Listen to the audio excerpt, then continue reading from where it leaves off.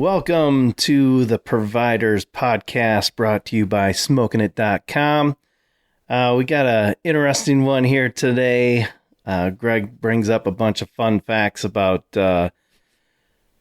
if hunters are popular or not, which is kind of shocking. I give an update on my dog and what he's been up to and my training with that. And then we get to talk a little bit about these guys right here, turkeys. Turkey season's coming, baby, so let's get excited. All right, hopefully you enjoy it. Like leaving boot prints in the mud. As the crisp morning air stands up your neck of hair and your adrenaline starts to flood.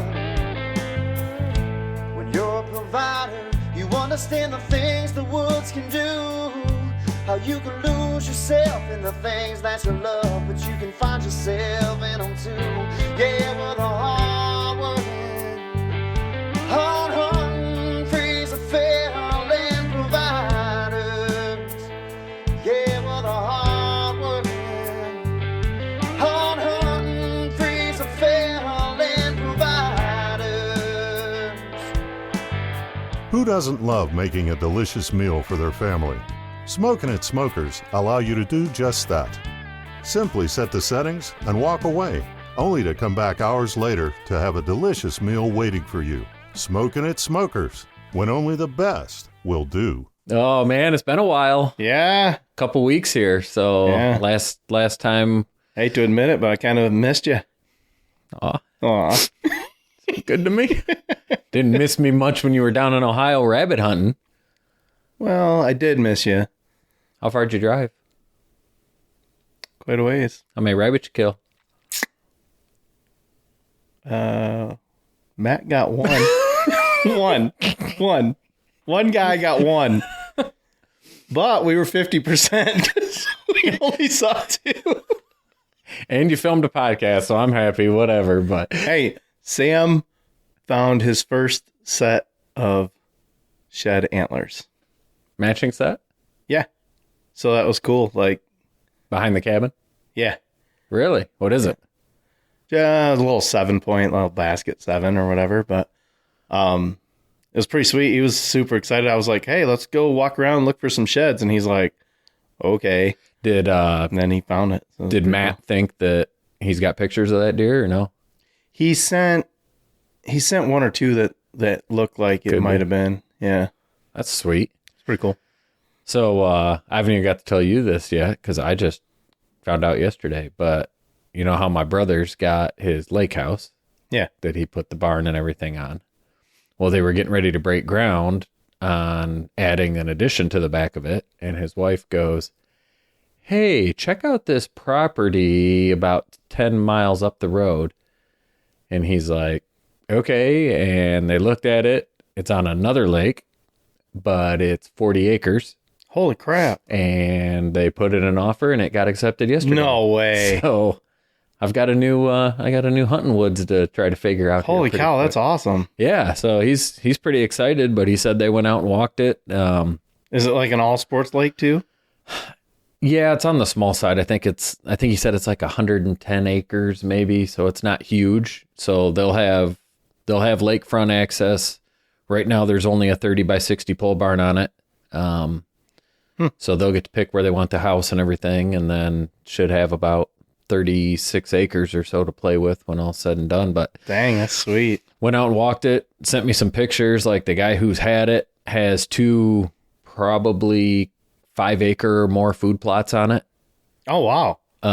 So it's already established pretty much. 2 tracks going all around it. And then the pictures of the 2 tracks have deer tracks walking down the center of the 2 track. Like you can see the mud Yeah. center of it. So, and then what's really crazy is we tend to think Michigan's pretty flat. It's only 40 acres, but from the west end to the east end is about a 40-foot drop. So it's actually got a pretty decent ridge on it. And a standing pond for geese. Oh, It's really? a year-round wetland, so he's thinking building a permanent blind. Huh. Yeah. This sounds great, doesn't it? Sounds like Brian just became my best friend. And you know what the best part is we aren't paying for it. So this is going to be awesome. So yeah, that'll be cool because we haven't had. Just tell him not to buy any decoys, any setup, because that's what I can bring to the table. All right. If he gets it all, I'm screwed. And a place to work with the dog. Oh my God, that'd be sweet. Oh my God, that'd be so sweet. How's the, first off, how's the dog doing? Because I know you've been working on some stuff with him. I'm impressed, to be honest with you. He's still young. He's not, I think he'll be a year in like June or July, something like that. So he's still, he's still young. And I've been working, like I told you before, it's like little building blocks. Right. Keeps going, keeps progressing. And just the other day, like I've been working on him sitting on a whistle and things like that. Uh-huh. Just the other day, I had him in the backyard, brought him over. He sat. I throw the bumper out. Ace.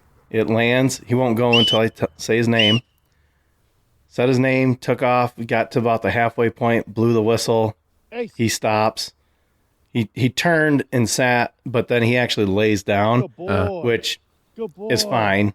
Good dog. And then he That's a just good looks dog. at me, and then Good boy. I said ace, and he turned Good and boy. ran and got it and brought it right back. So that's awesome. a huge step in the process of where we're going. So it's pretty awesome. So you're thinking your plan is to have him ready for this?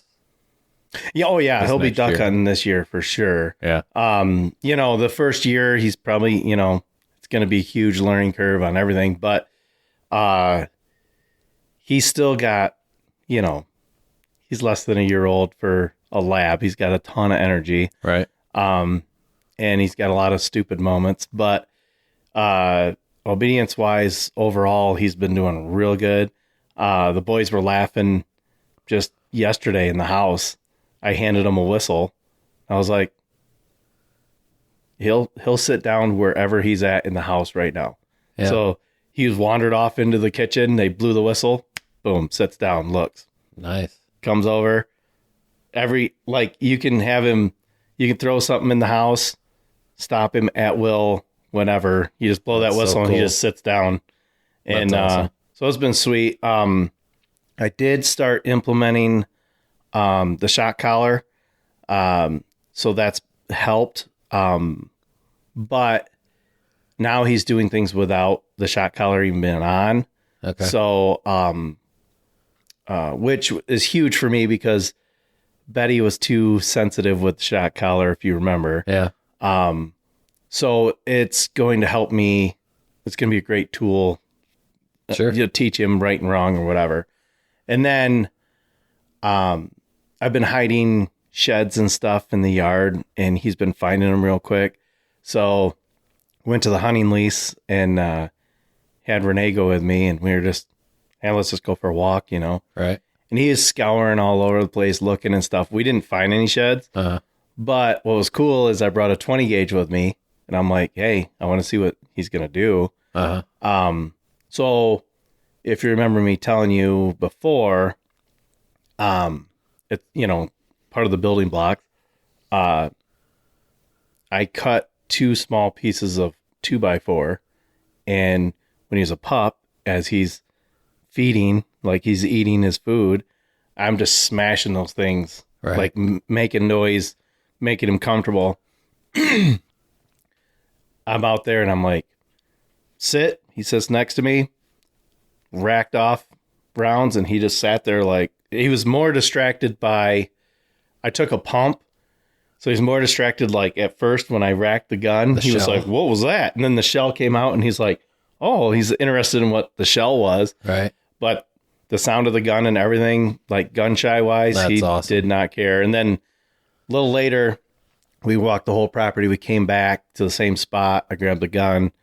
I had him sit on my left so the shells weren't going towards him as a distraction. But I literally kneeled down right next to him, jumped up excited like a duck just came in, Uh-huh. shot, and he was just like, all right, what next? You know what I mean? Like he didn't budge. So That's awesome. Especially Yeah. being so young. Like, yeah, so I'm super excited. My next steps are going to be, I don't know, I think you call it baseball or something, but like my next step will be, I'll put a bumper straight out. I'll put bumpers left and right. And then I'll do that same thing. Once he has that dialed where I can whistle and he's going to stop and turn and look at me, then I start doing left and right directions. And then the point of all that is I knock a duck down. He doesn't see where it goes. Sure. I can send him, blow the whistle. He'll stop and look at me and I can say it's this way. You know what I mean? So, if I can get him to that point, oh my gosh, I'm going to be so excited. Yeah, that's pretty sweet. Yeah. That's pretty sweet. Well, been pretty cool. cool. So yeah, so maybe we'll have a new spot to do some duck hunting. So That makes me excited. yeah, it's like just I was looking at the aerial map. It's just this little round wet piece just off the main lake. And he said there were actually ducks on the lake when they walked it the other day too. So he's pretty hopeful that there's at least some around. So I was like, hey, how's turkey season looking? And possibilities of good fishing, probably. Yeah, I mean, I'm sure there's gonna be good fishing. Guy across the road has been hunting it for years, I guess, and taking deer every year. So there's deer there. I don't know if he's gonna end up dealing with an issue with a guy thinking he's still got permission to hunt over there if he's not living there full time. But I think the goal is eventually they'll be there full time. It probably won't be an issue, but That's cool. for right now, I don't know if he's gonna be battling somebody thinking it's still theirs. But yeah, so that kind of brings me to my topic today, and I'm curious to see what your thoughts are on this, because I can't say that it surprised me, but there was actually a 2025 marketing survey that got released asking people all across Michigan if they are supportive of hunting and trapping. So this is general public survey, right? Mm-hmm. And 75% of people actually strongly or moderately approve of hunting, while only 9% fell below the moderately strongly disapprove line. So that's not just hunters, that's the general population, right? So Right. over 75% of people who took the survey support hunting. Now get this. Only 58% approve of hunters. What? How? What? So to me, it makes me think of all of the bad hunting experiences that we've had with hunters, right? Yeah. Right. So think of the general public probably who's had their land trespassed on, or, Right. you know, people being idiots and shooting towards their house or whatever. And I'm like, there's like that. I feel like to the general public, there's that natural aura that hunters are all assholes. Yeah. That's kind of the.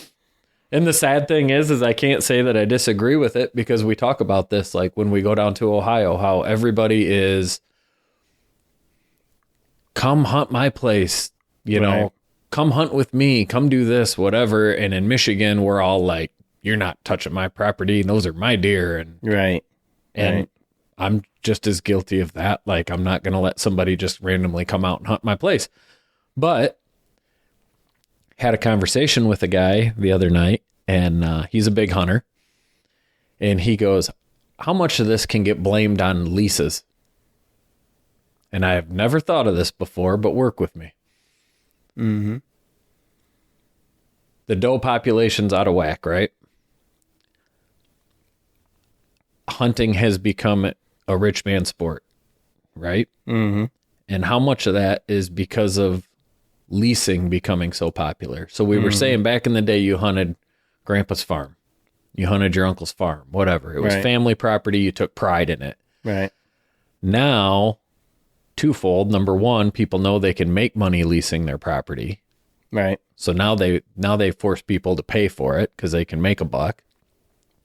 But number two, the people that are leasing it don't really give a shit about the property, do they? Like they're Right. they're paying $2,500 a year because they want to shoot a big buck. Right. They're not paying $2,500 a year because they want to come control the doe population. Right. True. Right? Yeah. I'd never thought of that before. And I Yeah. was like, holy crap. Like, And I actually had permission on property in the past where the owner, the farmer there, refused to lease it to me.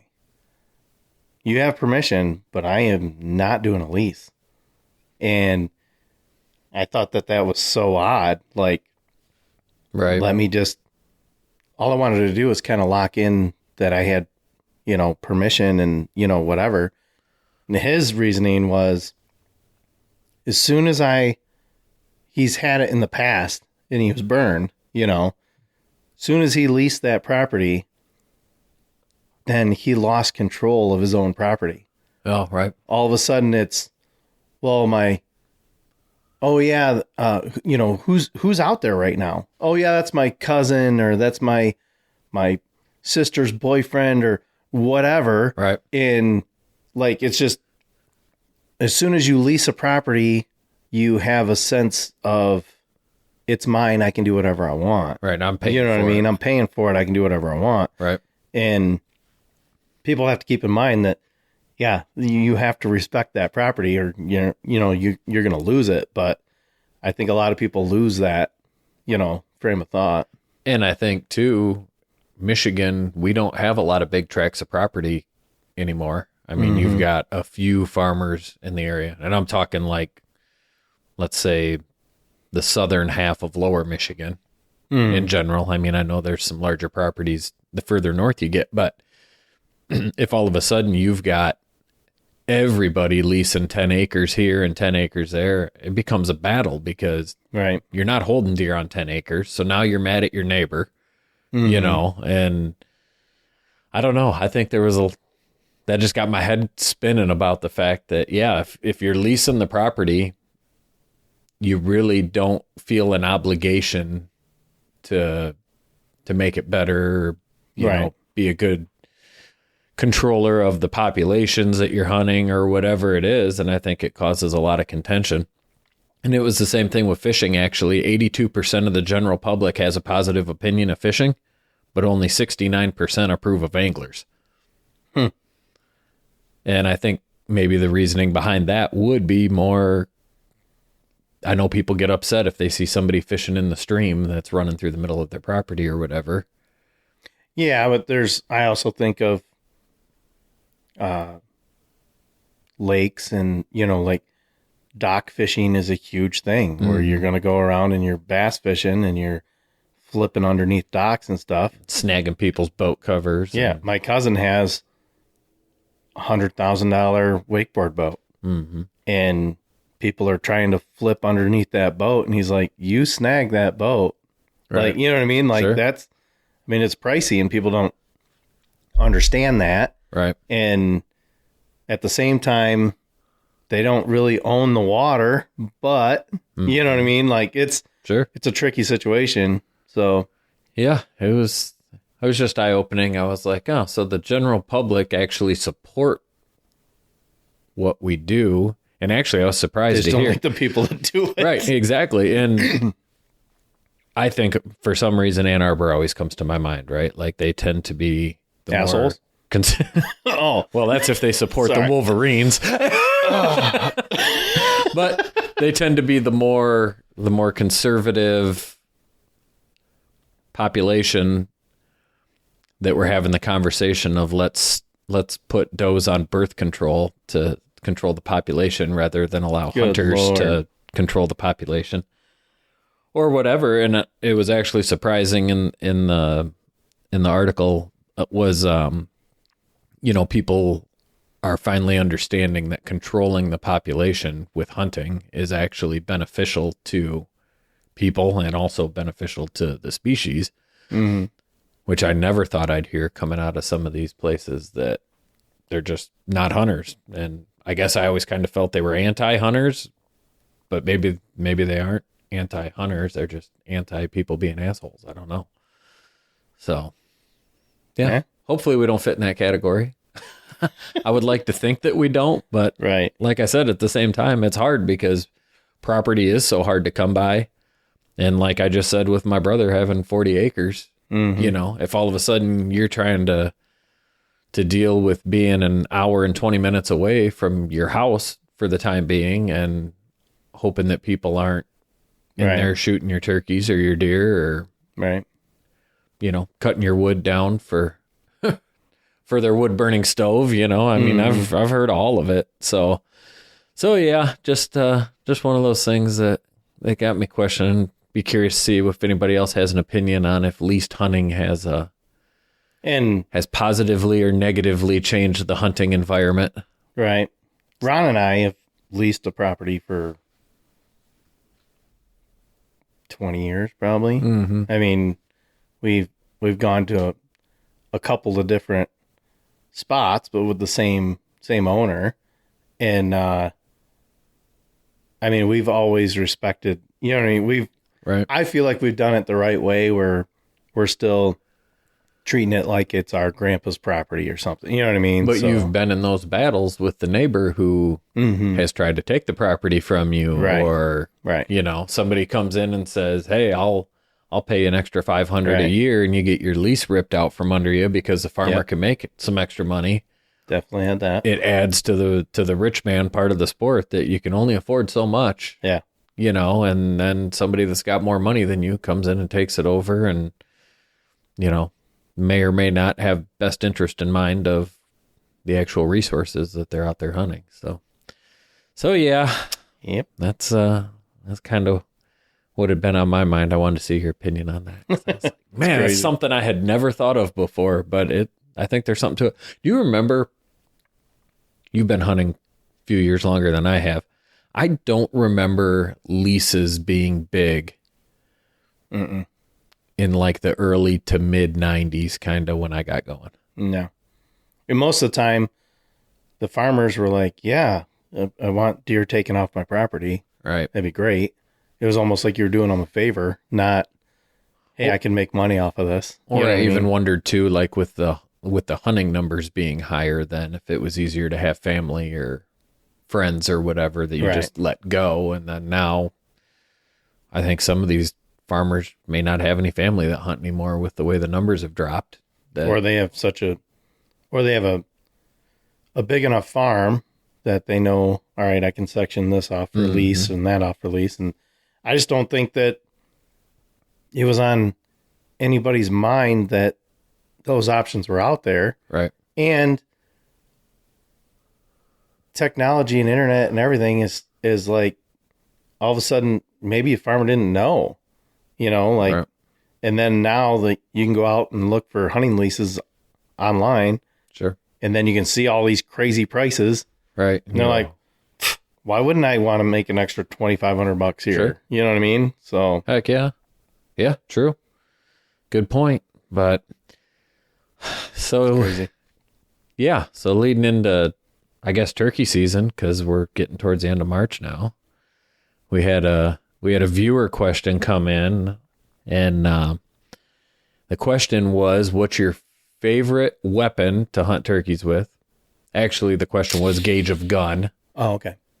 We can dive into the other end of that. Okay. But gauge of gun, if you have a preferred ammo, and what is your favorite call to go with? Okay. And I think we're going to have differing opinions on a lot of this. Probably. You are much more of, I would say you are a better turkey hunter than I am, I don't know why you say that, but because you can call the shit out of a turkey. I've practiced a lot and annoyed my wife. So, but yeah. So I think like if we just start there, I'm going to tell you my favorite turkey call is a slate call, because I don't think you have to be as technical to be able to operate it. So I tend to lean towards a slate call, but that's because I am a self-admitted not good mouth caller. Like, can I use a mouth call? Yes. Right. Can I use it super effectively?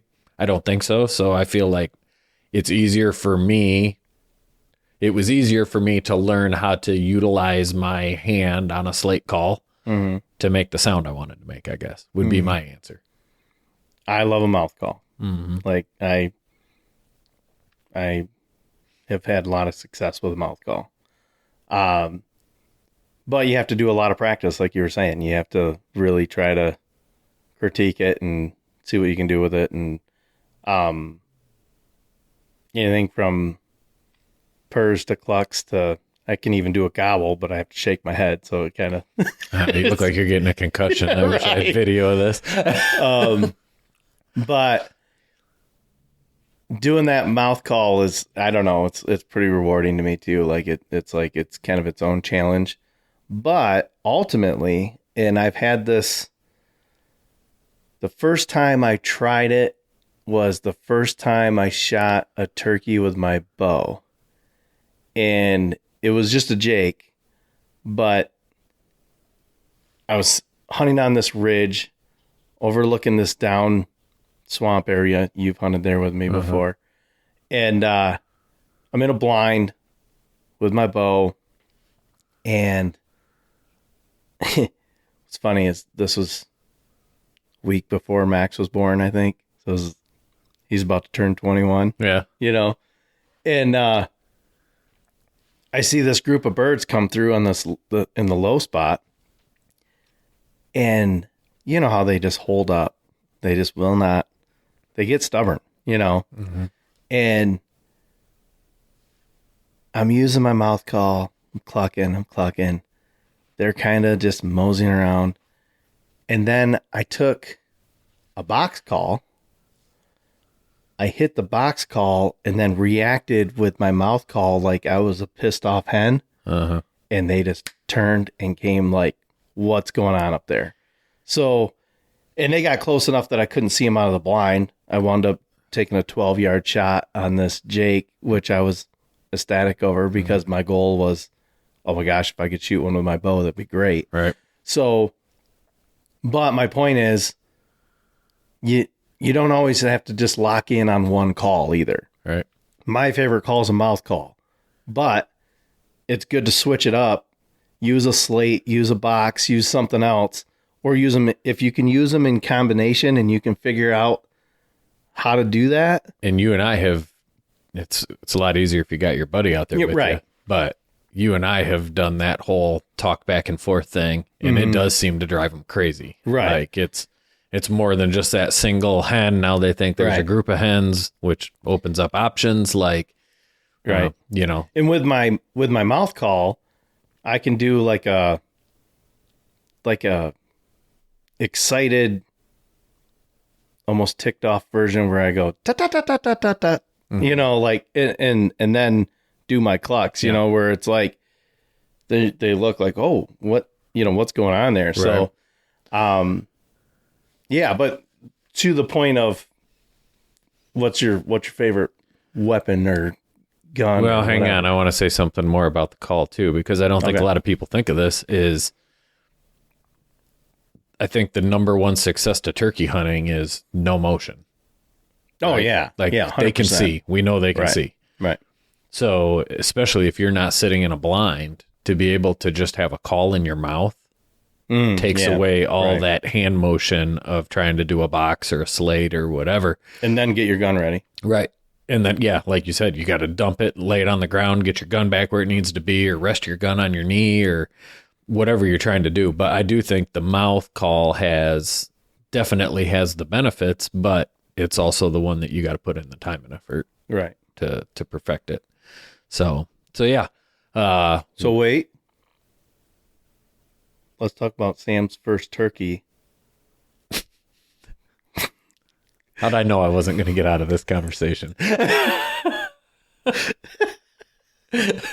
So we're on the same property. Greg's like, I'm going to hunt the backfield. You hunt this field over here. And I'm like, okay. So I go over there and I set up a blind. Sam was using a crossbow. He was only like 10? He was young. 10 He was or young. I don't know. 9, 10. I don't know. He was young. I know I've got pictures of him somewhere. I'll have to try He to was dig young. up. Anyways, so we're in this field and I hear Greg calling. And did you text me that there was a bird? Probably not. I didn't want you to know. I don't know. I probably did. We were talking back and forth. I think you saw a bird in your field, and then I start clucking with my mouth call, and then within 3 to 5 minutes, this Tom came off of his field, crossed the creek, gets over to our field, and Sam just smokes it. And I get to sit there and watch it the whole time from my side. It's great. Greg was like, It's great. dang you and your calling. Yep. I got totally outworked on that one and was a watched fun that one. bird coming towards me and just take a 90 degree and head straight to Steve. So yeah, I went and took trophy pictures for him. That was great. And then I went home. It was Sam's first bird. Come on. It was. I was so proud of him. I think I got skunked that year. I'm just saying, if it makes you feel bad or not, but That was a good one, though. oh shoot. So weapon. I think we all went through this phase, at least with the pass-through group when we were filming, that it became like standard that we were going to try to kill turkeys with our bows. Mm-hmm. I don't think we even talked about it. I think we all just like did it. Mm-hmm. But I feel like our entire group pretty much tried to kill turkeys with bows. Yeah. Yeah. We had Austin bouncing guillotines off of turkeys' heads, which was one of the funniest videos I've ever seen because Austin never gets rattled about anything. And after that third arrow bounced off a turkey's neck, he was ready to just chuck his bow out of the blind. He took those arrows and threw them on the ground. He was so mad. But yeah, I mean, Ron and I ended up winning the Michigan Outdoors Video Viewer Challenge. Yeah. One of the first years we were filming because we doubled up on turkeys with our bows. Yeah. Yeah. You've killed birds with your bow. I don't know. I honestly have not killed a turkey with a gun. I just thought. Really? Yeah. Because I've only gun hunted them probably the past 2 years, and that was sporadic, and I haven't killed a turkey in 2 years. But That's I crazy. like the gun because we're not trying to hide in. I don't think we ever killed a turkey with no blind. Right. Right. That was like the ultimate. If you could make that happen, You that have was to the get the ultimate. full draw. Like Right. you drawing back, they're gone. Yeah, you So- got to be able to hide behind trees and down logs and all that. So I don't think any of us ever killed a turkey without a blind with a bow. So I do like now the run and gun style of Right. being So that- able to move. Right. That part's fun. Be on the ground with them. Right. But yeah, I mean, I always shot turkeys with a bow. When I take my gun now, I've got a 20 gauge with a full choke on it, and I'm throwing a random turkey load at it. Like I'm not super picky about that part of it. I run if I'm with a gun, I use my duck setup pretty much. So I use my 12 gauge, and I usually run a goose BB load is what I usually do, and I still have my choke from goose hunting, and it works out pretty well for me. I don't necessarily think that you have to have a turkey load. I was just gonna say, I feel like that's been a marketing scam. So the difference really would be that a turkey load is lead, and your pattern can be better and tighter with a turkey load. The knockdown power is going to be the same, I think. Yeah. So you probably could dial it in more. But honestly, the flip side of it is the tighter you get that pattern, the easier it is to miss as well. Right? I mean, you want it tight. You want to be able to, you're aiming for the head. You want to be able to do that, but you can also mess that up pretty easy too. So, but I don't know. It works out pretty good for me. I don't have to go buy any more turkey load. I don't have to, That was kind of the fun part of bow hunting too. Now that you say that, was when you're gun hunting, you're aiming at their head.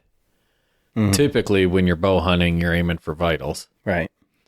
And there was a learning curve about where the vitals are if the turkey is in full strut versus if the turkey isn't in full strut, because there were times you'd launch an arrow that you thought looked great and it was just blowing through top feathers Right. and not touching anything. So that was kind of fun to have to figure out. Do you remember that turkey hunt that you and I did that I shot with my bow in the thunderstorm? Yeah. That's got to be one of my favorite hunts of all That time. was which is actually the turkey awesome. that is sitting next to you. Oh, really? There. Yeah. That's awesome.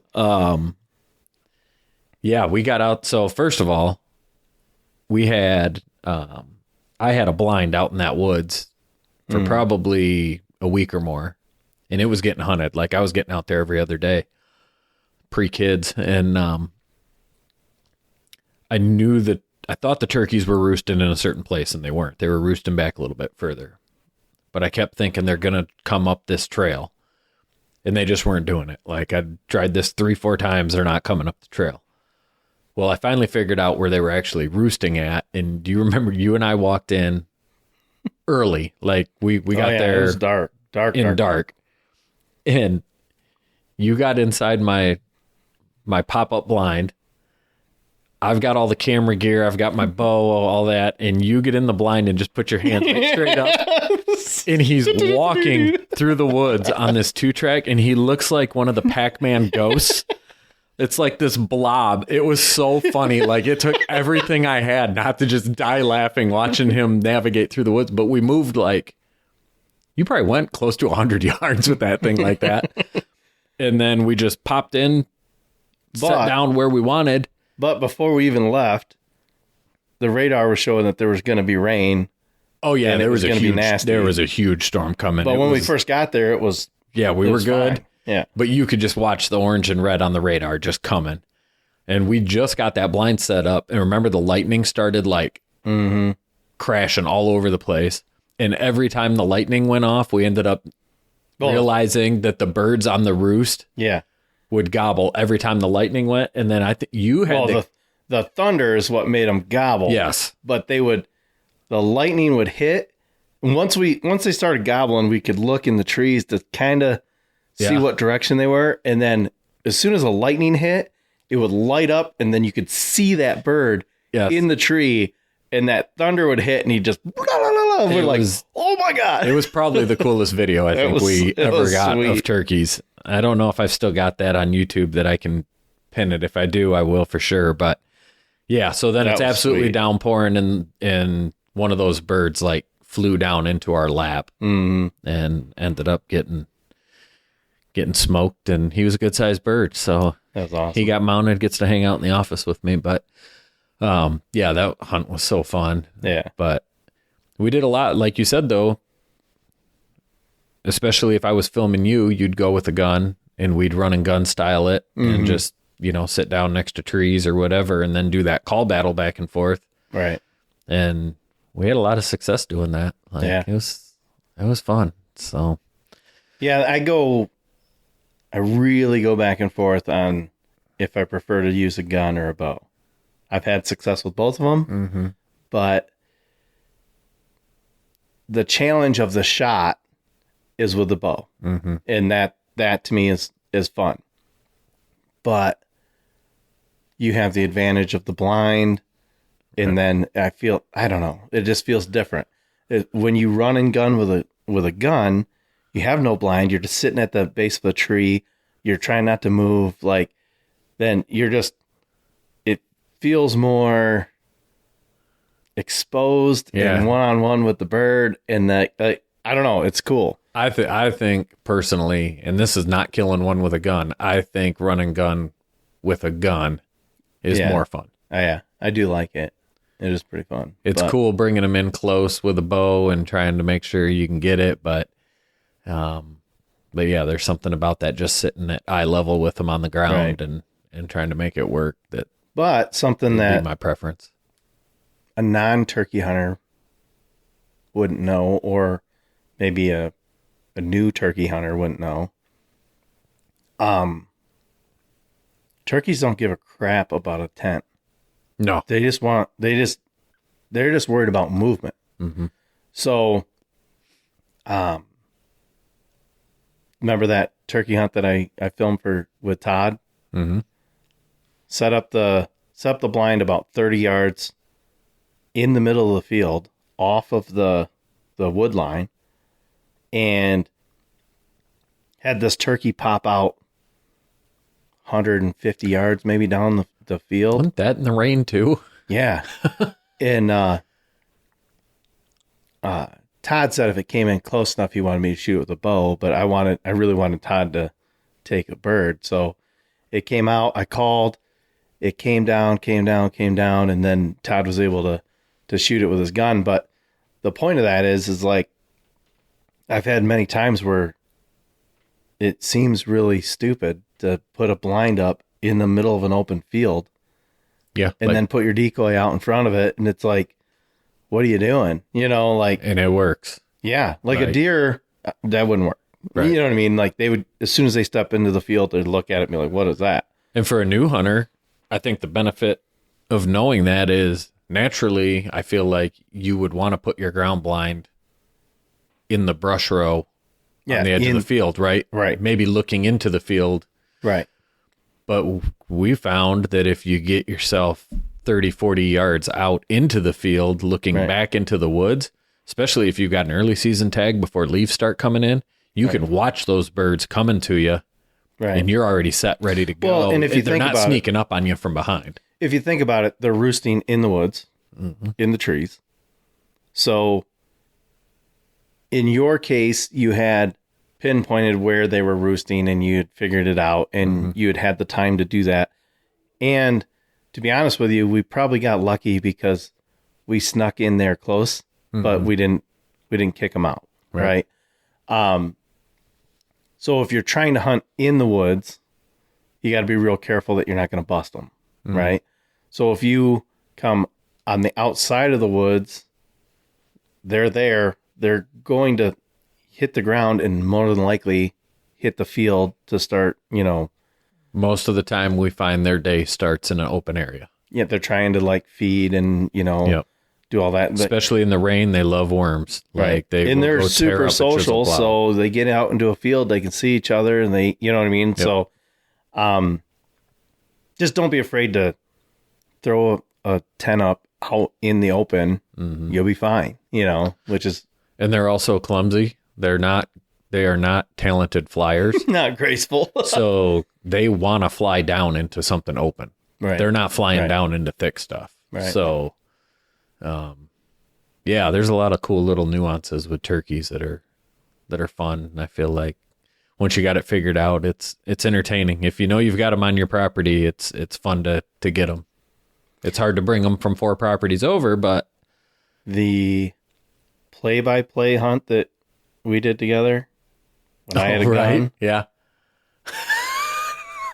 that was so awesome. That was awesome. What happened with it? So we're set up in this wood line, and it's a big hardwoods behind, and we're set up next to this huge oak tree, which is to my left, but it was like good cover. And Greg's filming me, so he's behind me with the camera, and he can see beyond, like on the other side. Well, where he was sitting, he could see everything. Uh-huh. And I had no vision of anything to the left. So we start calling, we start hearing some gobbling. We're like, all right, there's bird in the area or whatever. It starts working over towards our decoy, and Greg's like, oh, there's a bird coming. I'm like, really? Yep. It's a nice tom.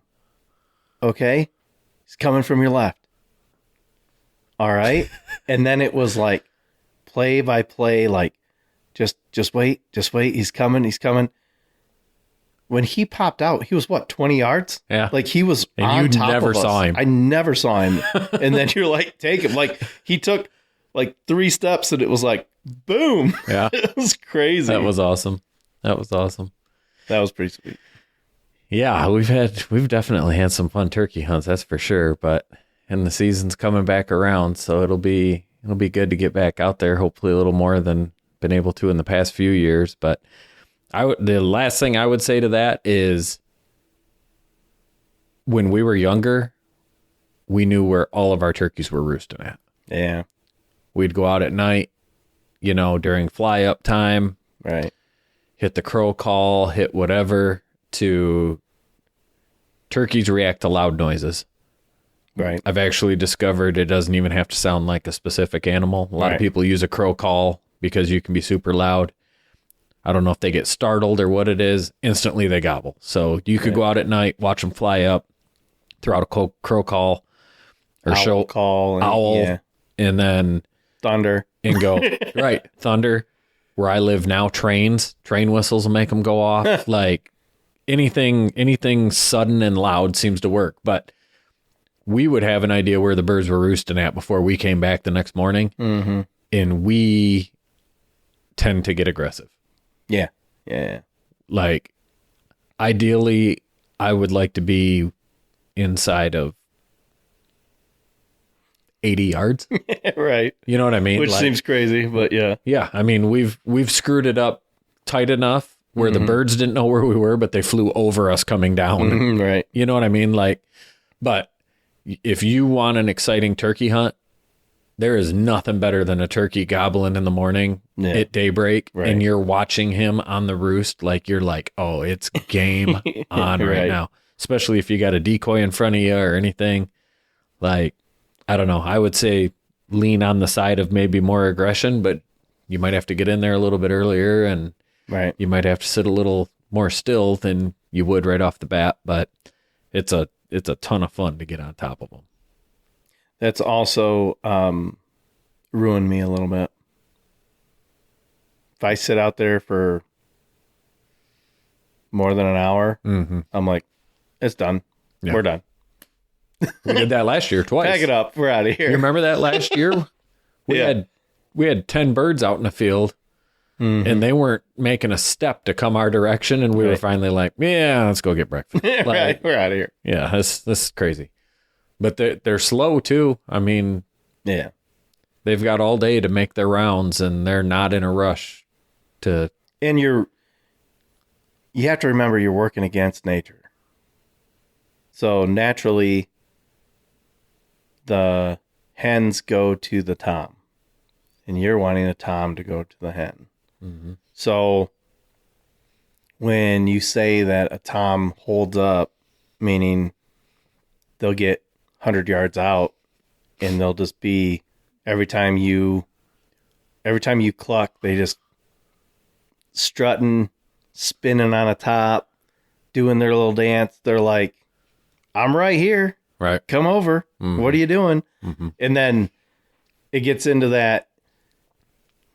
You have to get into their little pea brain mind and pretty much frustrate them and get them ticked off to finally be like, all right, fine. I'm going to come over to you. What is going on? You know? Yep. So, And I think the other piece Some of of that's advice tough. that somebody gave me first learning how to do this is that if a turkey's gobbling, he's standing still.